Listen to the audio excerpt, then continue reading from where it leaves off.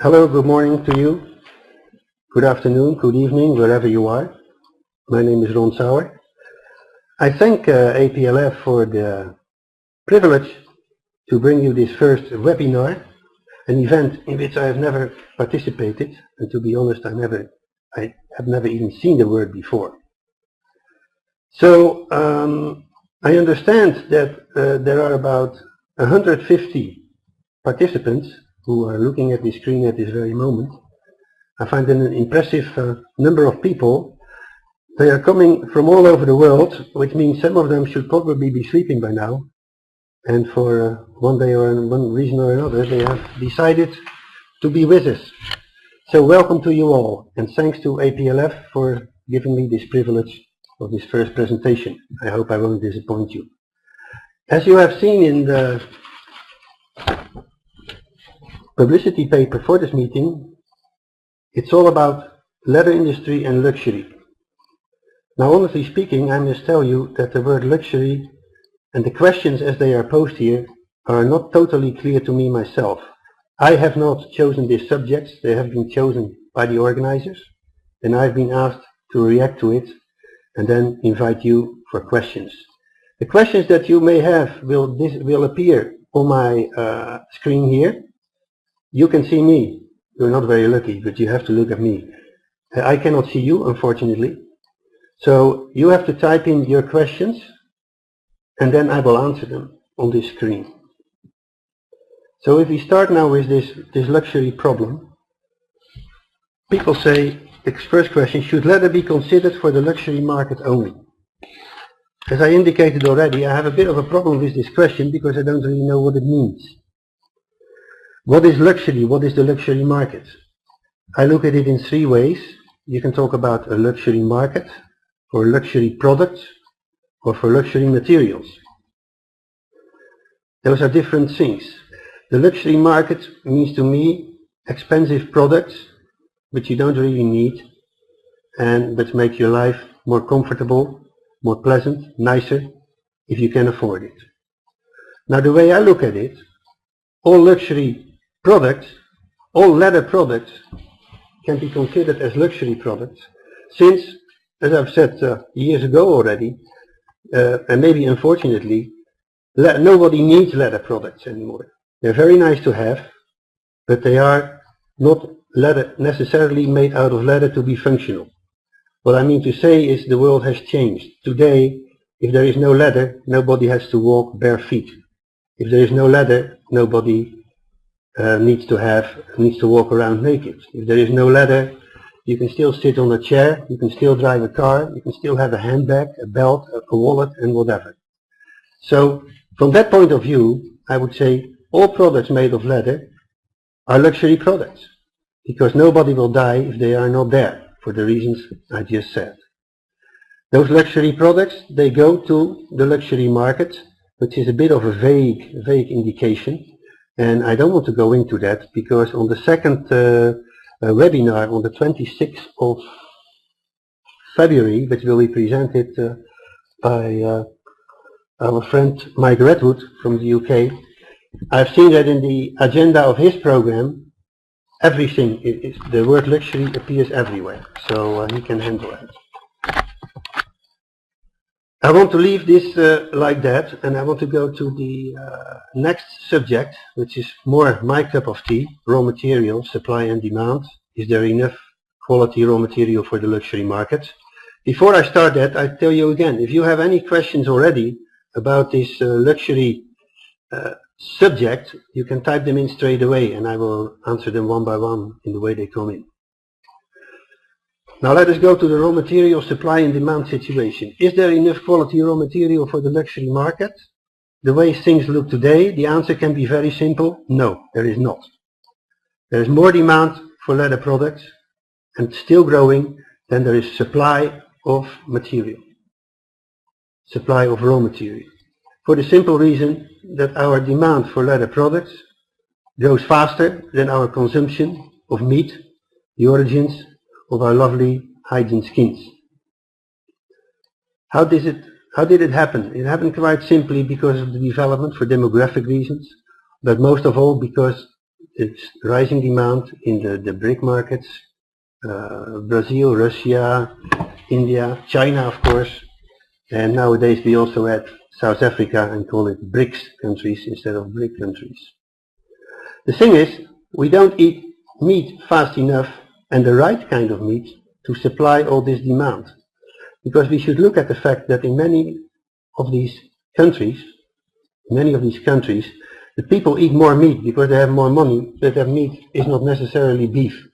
For all kinds of reasons, they can be cultural, they can be traditional, they can be religious. People eat rather pork, chicken, fish, instead of bovine, instead of meat, beef, which is what we like to see because that is where the big shortage of raw material is already and still growing. Fact is that 70% of the world's leather production is made out of bovine. That is not so surprising because of course the pieces of leather you can make out of a hide are a lot bigger than what you can make out of a sheep or a goat skin. Apart from that, there are other characteristics which mean, in short, that the world is crying for more cattle hides. I think we can manage for the moment on sheep and goat skins, but we are crying for cattle hides. Why are we crying for cattle hides? Because of the latest hero in the leather industry, which is the car industry. Every car needs a lot of hides, a lot of leather to be equipped with leather. Need a lot of hides to be equipped with leather. Some estimate that it can be up to 4 or 5 hides. Others says it's 2 or 3. It doesn't really matter. Fact is that the car leather industry has been the big attacker on the world's bovine supply, which doesn't really help in finding solutions. Because everything that the car leather industry is taking out of the world supply of cattle hides is no longer available to the other boys who make shoes, handbags, whatever. So we have this terrible problem. I have to change the screen a bit, it seems to stay in view. Yeah. We have this terrible problem of a shortage of bovine hides, which is no doubt the reason that the prices have gone up so high, and for many countries we can say we are at all-time high levels. We've never seen prices like today before. Reports that came in from the United States this morning, they confirmed that again. We have never seen such prices. And of course everybody wants to know how far can it go and what can we do about it. There's not so much we can do about it really, because we cannot switch on the machine and create more cattle hides. The problem is that a car needs so much leather. Imagine if you have one person, one new buyer, a Russian or a Chinese fellow who got money in his pocket and finally can afford to buy this. The difference in the leather we need if he buys a pair of shoes or a handbag, or when he decides to buy a car with a leather interior. It's incredible because it's all related to the meat consumption. I made a small calculation a couple of years ago, which is just funny to hear and to realize how big the problem is. Meat people told me that an animal in the Western world where the hides are produced that we need for the car leather industry, so I'm not talking about Uganda or places like that, I'm talking about the US, Australia, South Africa, European origins and so forth.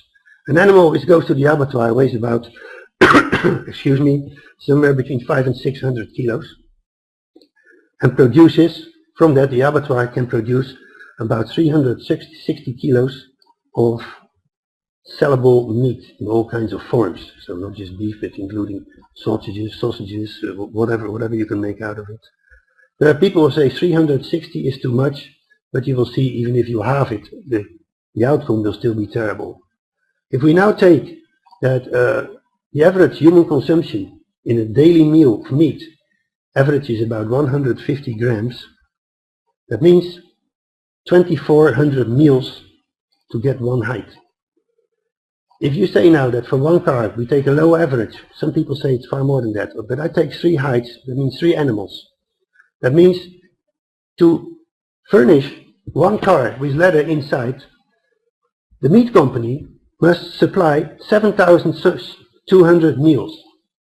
That means if somebody decides to buy a new buyer decides to buy a car with a leather interior, He has to eat, if he would do it himself, he would have to eat 20 years meat every day in order to produce the 3 hides that are needed for his car. Now these are funny figures, and they're more mentioned to show you how serious the problem is, because the thing is, we don't eat that much meat anymore. And as I said, the new buyers of cars with leather interiors, many of them are not coming from societies, from cultures where they do eat beef, which gives us the hides. So the problem is there. We don't eat more meat because in the first place there's very few publicity to promote eating beef. If there is publicity about eating beef, it's 9 out of 10 times, if not 24 out of 25 times, it's negative, because it's bad for your health, it's bad for the animals, it's bad for this, it's bad for that. And there's a lot of work to be done there in order to convince people we must eat more beef because it's good for you.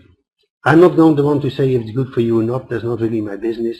I'm interested in seeing more hides appear, more cattle hides, so that we can satisfy the demand for hides from the leather industry, and especially for the supply of quality cattle hides, which can be used in the car leather industry.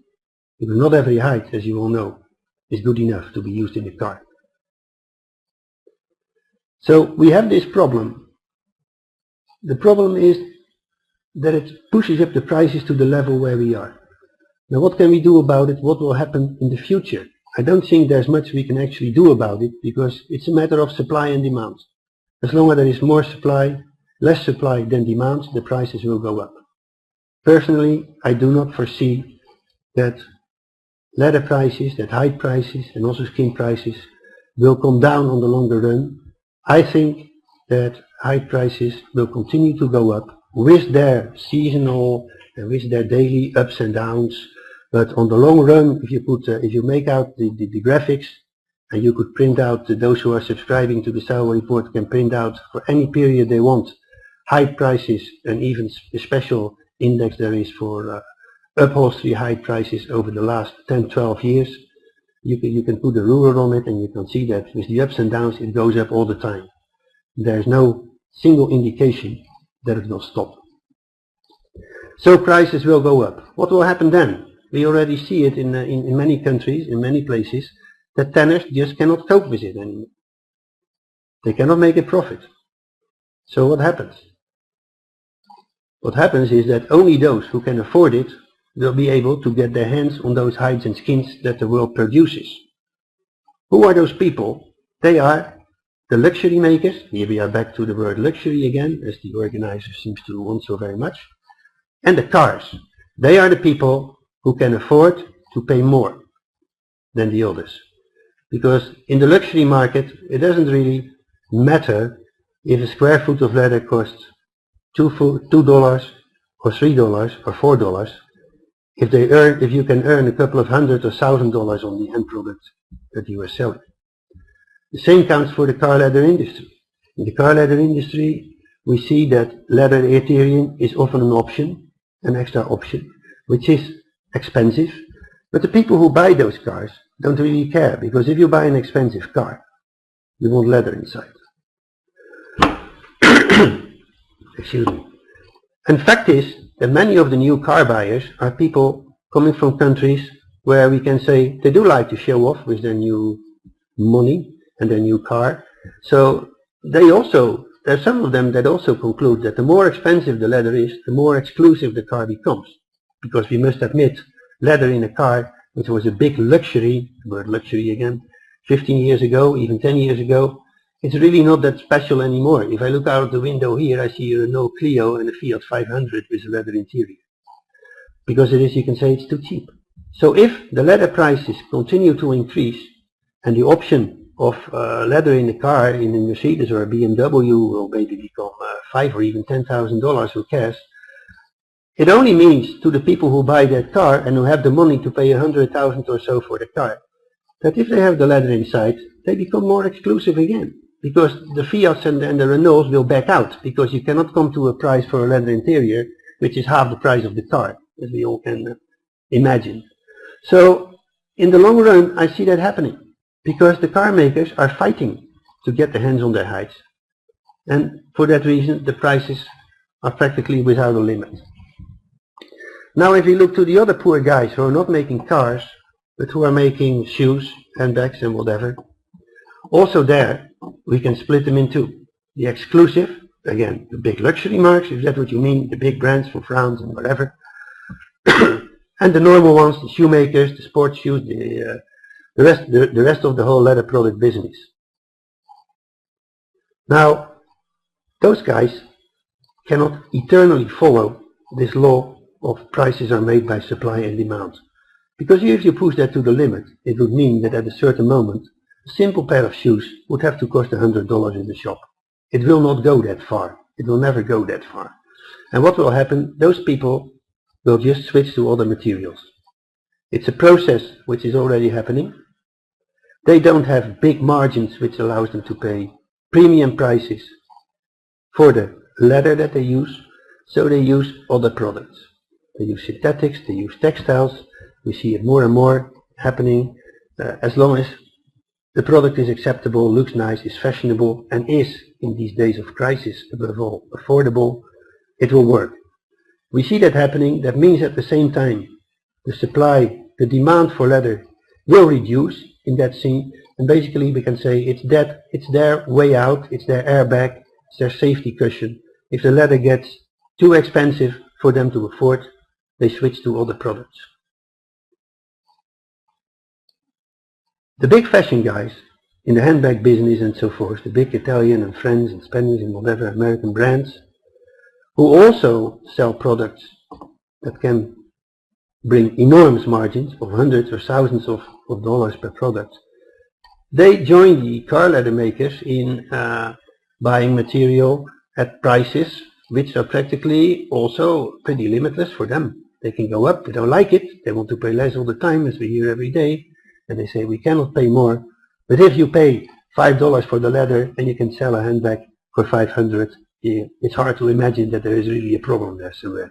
You earn a bit less, but so what?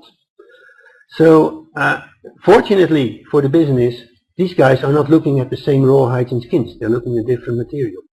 But the process is the same. And we now see even that luxury handbag makers, since maybe 2 years or so, it's fashionable for them to solve the problem by buying up the tanneries and supplying their own leather. If that is really a very clever thing to do, the opinions vary. Personally, I'm not convinced, because the problem for those people is not in tanning. The problem is in getting your hands on the few raw hides or skins that are available on the market. And by buying a tannery, you don't solve that problem. You just shift it to the next stage. Now the question is, why do these people do it then? If they know they don't switch their problem. Well, they switch a couple of problems. They switch, for instance, the problem that the tannery they were buying from before cannot sell its leather anymore to another company. They get all the leather. The leather made out of the skins that could be bought on the free market. That's a good thing. But I think honestly that they just say, we need the leather. If we buy the tannery, we know if the tanner cannot make money out of it, the previous owner, we probably cannot make money out of it either, but I come back to the sales price of their products. So what? If we lose $10 on the leather, but we can't, that makes us sell another handbag for 500 or 5,000. I mean, we just consider it part of the production costs, and it solves a big part of our problem. So that is where we are at the moment. And I think I should, before we go on, and talking about point 3 here, about low grades for the luxury market, I would now like to invite you to start writing down your questions so that I can react to that. I see here a question from Spain, coming from Spain, from a raw hide and skin suppliers, who answers basically the question. He poses the question about, apart from the automotive hides, what do people do with the hides that are not suitable for cars? Well, I think I did just answer that. That is available to all the others to make all the other products. The shoes, the handbags, the belts, the clothing, the leather goods and whatever. It's another market, it's another article. And there it's difficult. And why is it difficult there? We all know it's very difficult for the tanners there. Because the hides and skins which come from the abattoirs are sold by the abattoirs at the same price. Somebody who buys at an abattoir has to buy all the hides the abattoir has, the good ones and the bad ones. The thing is that the abattoirs know how much the car leather people and the other top leather quality guys can afford. And they base their prices on that, and they want the same price for everything else also. Now, as explained, for the guy who makes a product of which he can get his money back, whether it be a luxury handbag or a Mercedes or whatever, he can do that. But the other guys, and those are the ones who are in trouble now, who are closing down by the dozens all over the world these last years, they cannot afford those prices. So they are the ones who have to find a solution one other way, which can be finding cheaper raw material, choosing other origins, choosing lower grades, and then hoping that they can solve the quality problem, because of course for $1 you cannot buy the same as what you get for 50 cents, or the other way around. So I think that answers about that question, and it also points out how difficult it is for all the people in our industry who are operating in these other product ranges, which are not the top of the line. Another question comes here, which says, why do properties from students at ICLT, why do properties specific to leather not make leather luxury? Difficult question. Let me put it this way. I think we should abandon the idea of luxury products. Leather is not a luxury product. Actually, you can make luxury products out of other things than leather. I want to turn it around and say leather is a luxury material. It's not the product that luxury is, the leather. It gets more and more expensive because of the growing gap between the supply of raw material and the demand for leather. And the fact that the prices go up push it into a sector where prices are higher, where less people can afford it, and that is the luxury market. So I hope that answers that question. I see no other questions at the moment. Are there any? If not, I continue to point 3 of the agenda, the APLF agenda. What should be done with lower grades if considering the luxury market only? Well, again, I have a problem with the last part, if considering the luxury market only, since for me it's all one market. So let me go back to what it's all about, to what do we do with the low grades. The low grades, I would say, are the solution for the problems and the shortage of the good material. First of all, for price, which it is already. And a lot of people are buying material today, a lot of tanners are buying material today, a lot of product manufacturers are using leather of qualities that the tanners and the product manufacturers would not have looked at 10 years ago, because they wouldn't find it good enough. Prices force them to use cheaper materials. Their way of reasoning is this: if I buy an expensive material and I make leather out of it, I cannot make any profit because nobody will pay what I need. So I will have no business at all. If I take the order and I buy cheaper raw material, with a bit of luck, and if I have good technicians, maybe I can get away with this material and still make a profit. So on the one hand, it's either nothing or a chance of something, which is commercially a wise choice, I think. But the fact that there are not good, if we go back again to number 1 problem, is there enough, or number 2, is there enough quality raw material for the luxury market, where the answer is a definite no, then there's no choice. Or you close or you try something else. Now there are still plenty of hides and skins in the world which are of low qualities. I do not only mean low grades. Let's say if you have a hide from Germany, you have a first, a second, a third and whatever. Don't only mean that, but you can go down in the type of hide you use. You can go from steers to cows. You can go from calf to light steers. There are many ways to go down a little bit, which automatically reduces the prices as well. And you can also change origins. You can change from a first-class origin, hide or skin producing country in the world, to a second one or a third one. And in my opinion, that is where the big challenge is for the leather industry, for the tanners as such, but also for the chemical industry, for the equipment industry, for the guys who make machines. In the future, we must find ways to turn more bad hides and skins into good leather. We can never increase the quantity of hides and skins which come from the meat industry. So if we need more and better stuff, we have to use the stuff that we are not using now. We already see an increased use of split for the same reason.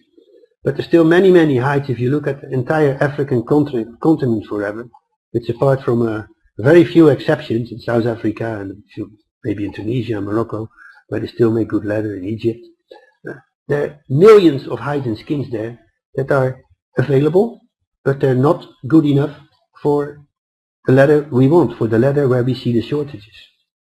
Personally, on the long run, I would even want to go further, and I would say that also the top luxury market, I'm talking the cars and the big handbag makers and so forth, they will also look at cheaper material. Not because they cannot afford the other ones, because simply maybe for a question of volume. There could just not be enough, whatever the price. Then you have to use something else. So that's an enormous challenge to say, pick up the hides and skins that are lost now, that don't come to the world markets, and improve them so we can use them, and so we can use them to make products of good quality. For the simple reason that there is no other solution if we want to make more leather products. That process is also on the way, not only for technical reasons, but since recently we see that even the car leather makers, who can afford very good qualities, but do not find enough raw material, have also changed down their criterion of raw materials, some from bulls to cows, some from American hides to Brazilian hides. Okay, all those things are to respond to the demand there is, and to which the initial raw materials cannot reply because they're just not there. I think this question is answered by that. I see another one here. They go a bit too fast now. There are lots of questions coming up. I will try to answer them all, but I have to be shorter, I guess. So I hear a question by a man called Brian. Would you think big brands are holding all the wet blue stock, which makes the main reason of leather pricing going up? My answer is no, I don't believe that. Of course there are people who hold wet blue stocks, either to manipulate the market or to just have some hides in reserve in case the market goes higher again, and or for the reason that there are too many hides which could not be sold and had to be blued in order to keep them and store them for some time, which cannot be done with raw hides. So my answer to that question is no, I don't believe that. I go on to the next one. Mr. Usman Khan. High-end synthetic car upholstery is now lighter, cheaper, and of a quality that can offer a real alternative to leather. Should the leather industry be concerned? Is it real competition? It's a very good question, because it brings me to a point of which I have something to show, which I have here on my desk already. That is all this talk about the alternatives. Fact is, we realize now that, again, that to make the products that the public wants, we don't really need leather. And if we don't have the leather, we can make it out of something else. We can also make it out of something else if we think can be made cheaper, nicer, maybe even. And as an answer to the lack of supply in the real stuff. We see it already happening. Synthetic car upholstery is now lighter, the man writes it's cheaper. It's true. It's true. We see it in cars and in car leather already happening, that people are turning down the quantities of leather they want to use in the car. There are many ways to do that. First of all, you can change the origin and the quality and thus the price of the leather. Brazilian hides are a nice example of that. Technical requirements for car leather, as many people know, are so high, so many things have to be done to that leather, that it doesn't even look like leather anymore. Somebody wrote a nice thing yesterday who said car leather is a synthetic cover supported by a hide. And it's funny, but to a large extent it's true, because it has to be sun resistant, water resistant, wear resistant, chemical resistant. The baby must be able to pee on it without leaving dirt. All those things. And these are very strict requirements for the best car leathers that people say correctly. Then why should I have to use a good expensive hide if I have to put 6 layers of all kinds of synthetics and other stuff on top of it? It's a question I leave for the people who use it to answer, because I don't have the answer. To me it's a miracle, it's a mystery also. So, the second part of the question of this man, let me see, our friend Usman, should the leather industry be concerned? I don't know, but it is competition. It is competition. There are also people who are now promoting these products as being even better than leather, which comes again also to the word, which is another point in this discussion, or in Mike Redwood's one next week, the use of the word leather. I have heard in conferences not lately that the name artificial leather should no longer be allowed, and action has been taken to legalize that one way or another. How you will do that in the whole world, I have no bloody idea, I must say. But it should not, leather is leather. There's no such thing as artificial leather or whatever. But I don't think people get very far with that. I have here, that's what I took with me from the plane here. I'll show it to you. I don't know if I can show it. No, it doesn't come up. Yeah, it will come up. What shows up to you is, well, anyway. You can see this. This is a magazine I took from an airplane, Dutch airline called Transavia. Dutch airline. They have a page in there with an article which made me laugh, but it also made me wonder about what you say. This people here says, the e-leather chairs, in our planes, the e-leather chairs in our planes weigh less than real leather chairs. Now, by saying that, they already say there are other things than real leather. And they promote here, they say clearly and print clearly that our e-leather, which is not real leather, is better because of the reduced, imagine the way they find out, because of the reduced absorption of dirt, we need less cleaning materials to clean the surface of our seats, and thus we are having an ecological operation, because all these cleaning materials are full with chemicals and hazardous tricks and whatever. See, and then they have even a sign here which says e-leather. It has a mark R there, mark of registered trademark, which I find very strange. That how can you register something as a trademark if it is, according to all the leather people, not even allowed to use as a word? So even less as a name or a trademark, I would say. That is something for our friends of Leather Naturally to go after, I guess.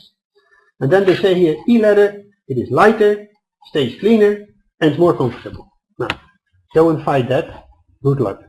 At the same time, for my kids, I was in one of the biggest clothing shops in the world, I think CNA, and I looked at their leather jackets, and I thought it were leather jackets, but they were not. And there's a nice sticker inside which says, which was in Geneva, in Switzerland, so it's in France. It said cuir simili, they call it. It is artificial leather. Now artificial, these are all the words that we are not supposed to use, but to answer Mr. Usman Khan's, yes, these are definitely very big competition products to the real leather industry. What to do about it, I don't know. You can also say, turn it around again and say, thanks God they invented this product, because if also all that had to be real leather, the price of leather would probably be 3 times what it is now. I go on to the next question. Let me find it. I cannot scroll down.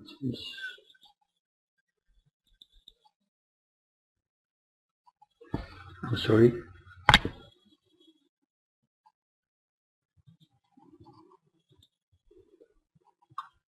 Here we go. From Adrian. A question here from Rachel. What about diversification of raw materials? And she mentions, for instance, American bison, whatever you say. I think that we've been doing that all the time. People use everything. Buffaloes, bisons, deerskins, whatever. So the only thing is you have to be careful in that for 2 reasons. Number one, with all the animal protection programs and organizations, you must be very sure that you don't run into the wrong animal, like a mink or whatever. And secondly, you must also not forget that these alternative animals are only available in small quantities on the entire business of the entire leather industry. Because if we speak about the leather industry, we should not think we are only speaking about Ralph Lauren and Louis Vuitton and things like that and Lamborghini. All those big things do not represent 5% of the entire world leather industry, not 5%. I don't include cars in there. I go to Aldi in the 5%. I mean, it's all the top luxury products. It's the exotics, the reptiles, the snakes, the crocodiles, and I also add to this stuff. So yes, diversification is a good thing. One of the last things that was really new that we have seen in the time that I am in this business, which is 40 years this year, is fish skins. And people started tanning salmon, they started tanning sea wolf and a couple of other, sharks of course. It's all possible, people are doing it, but it never can become something big and it never can become important because of the very small quantities available. I guess with that I've answered that question. Now I go to the next question of Adrian. How much product is lost to spoilage in transit? And can recouping this lost material help the supply? Well, I don't know exactly what to answer to that. When hides or skins are being transported, they have been treated. They're dried, they're salted, they're brined. So I don't think that there is, once they're in a container and going somewhere, I don't think much will be lost on the way, unless they're not well stored, they're not well salted. They enter into a port with demurrage, like could happen in Asia, in hot places, and the containers have to stay for one reason or another, which could be a strike, which could be the papers that are not in order, and it has to stay there for 2 weeks under temperatures of over 30 degrees. Yeah, and then those hides are probably spoiled, they get hair loose, and whatever, they rot. After all, it's a living material like meat.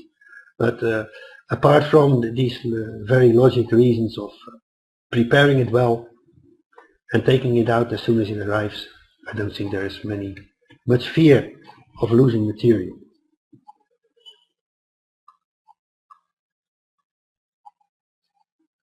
Eddie, next question. Can you be more specific on how to define the luxury market?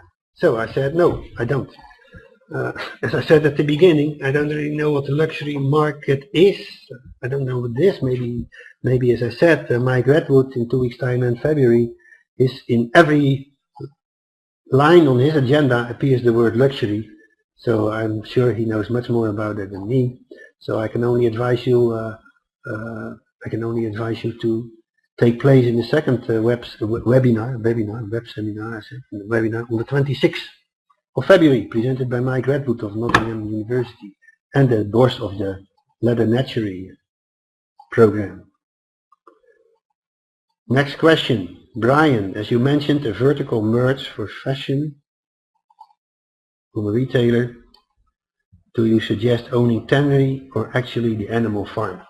Yeah, that's a good one, because I mentioned that one already for the big French, some of the big French brands which have decided to just buy the tanneries in order to secure the raw material supply. As I said, the real problem is not in the tannery. I mean, if you have the skins or the hides, you can always find the tannery in the world who is ready to process them for you if you pay the price. The problem is not there. The problem is the supply, the availability, the volume, the number of, let's stick to calf skins here, that are available on the market. If there are 1,000 on the market, whether the tanner goes and buys them, it's 1,000, and whether somebody else buys the tannery and then goes and buys them, there's still only 1,000. So going on from there, you could say, well, then buy the slaughterhouse. And I think that is the solution. But of course, that's not so easy to do in the first place. If you are people who are handbag makers, are not really in the meat business, and are not really aware of what's happening there, and most probably not even interested. They're only interested in the hides that come out. But there are countries in the world, I think Brazil is a good example, and we find it in India, and probably in Pakistan, and a couple of other places, where you see this total vertical integration, and where the meat companies finally also supply the leather. Big example is GBS from Brazil, which is the biggest meat company in the world by now, and they go all the way. Not everybody likes that because they're so big and they go all the way. They're also able to manipulate the market and to manipulate prices, as we all know. But I guess that answers your question. Yes, if the problem is in the raw material supply, that means if you own the raw material, you're practically the boss. Right? Next question. I don't know how long we continue. We are at 45 minutes now. We're definitely not going to make it longer than an hour.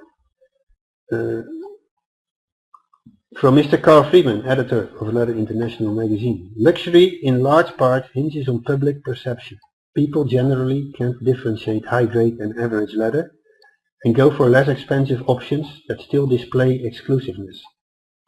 How can premium brands continue to compete? He is right, and it answers one of the previous questions. As I said, I had myself this problem when I was in this big CNA clothing shop. That it's the technical developments and innovations have been tremendous, and we have reached the point that it is very, very difficult in certain cases to see the difference if it's real leather or not. And as he says, also, do you really care? I remember the case of crocodile skins many years ago, when a crocodile handbag costed something like $10,000, and I'm talking about dollars of 20 years ago, till somebody in Italy discovered how you can make a crocodile print on any bloody cowhide that comes in the tendon. So at that moment it looks so real, and those things are still available, that the consumer says correctly, yeah, listen folks, if I have to pay 10,000 and another one is available for 200 and I cannot even see difference, then why the hell should I spend $10,000? I want to spend $10,000 to show to the world I have a handbag that you cannot afford. And that has really had a big influence on the sale of leather products.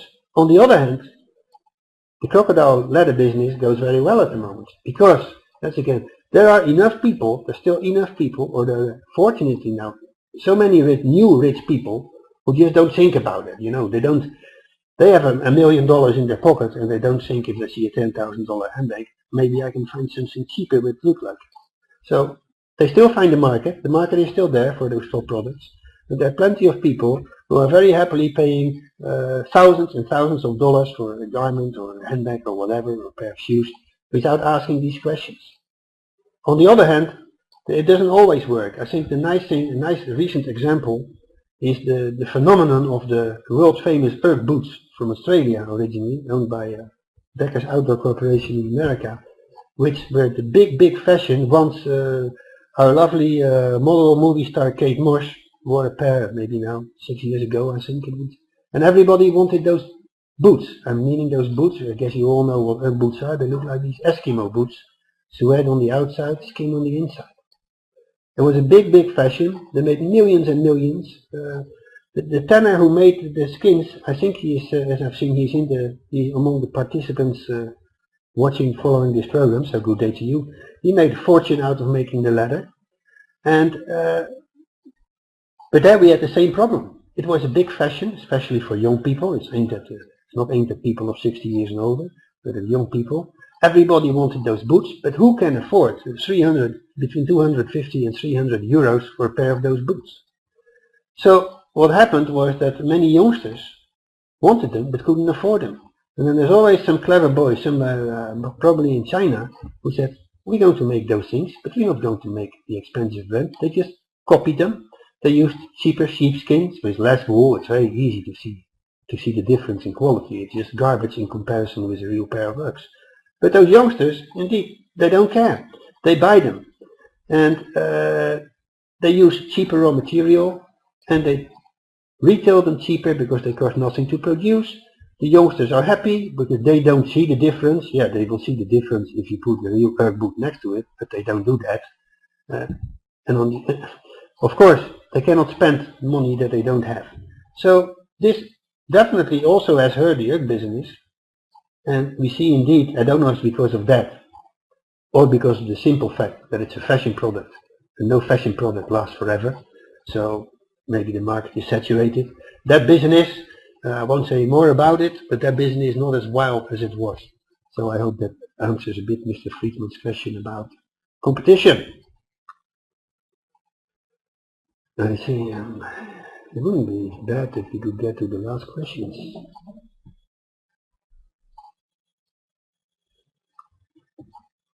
We go to questions which we already answered. I don't think there are any others.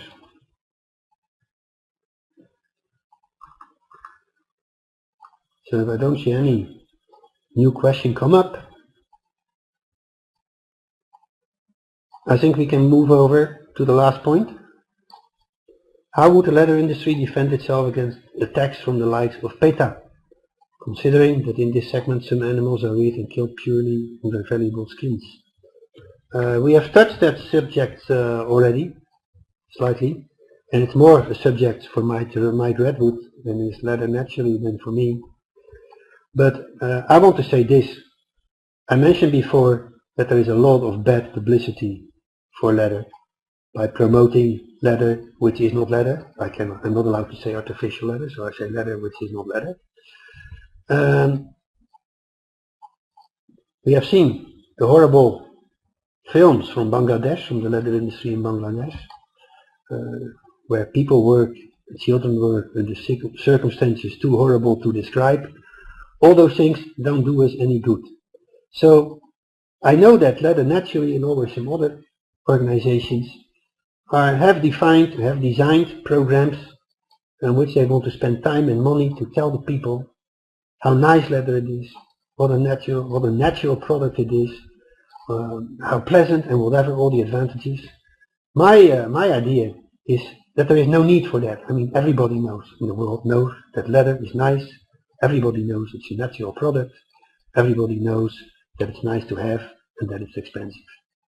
So my suggestion is that this money and these efforts from these organizations should be used more to defend the leather industry by telling them how leather is actually made, that no animals, forget about those few minks and whatever, that animals are generally, let's say 99% of animals are not killed for the skins but for the leather. And tell them how leather is made. I know some action has been taken on that. And that articles should also say that the situations as they are in certain countries, number one Bangladesh, but not only in Bangladesh, I can tell you, just travel around Africa and you will be surprised by what you see. Not surprised, horrid, terrified. And that in the majority of the far majority of the leather industry is well organized, with all kinds of anti-pollution measures taken, thinking about the environment, thinking about animal protection and so forth. I think to spend the money like that would be far more useful than to just say, hey, don't you know that leather is a nice natural material? You should buy it.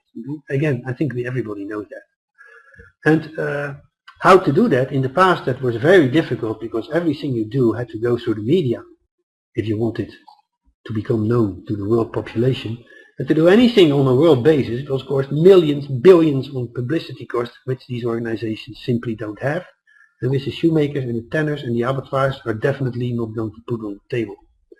But we now have the social media, the Facebooks and all the other things of which I know very little, which seem to offer the possibility to make these things known, to publish these articles worldwide without any real expenses. So I want to keep it like that. I thank you very much. I will check one more time if there are any new questions. There are not. So I would say thank you very much for your attention. I hope we have all learned something. I hope we appreciate this first time effort by APLF to open up and publish to our industry this new way of communication, which is a lot cheaper and quicker than everybody flying to a conference room on the other side of the world. The only thing I regret is that the people in the public are not visible for me. Fortunately, I have their names and lists. I thank you all for being there. I thank you all for listening to me. I hope you have learned something. I hope I have not disappointed you. And I would say thank you and goodbye.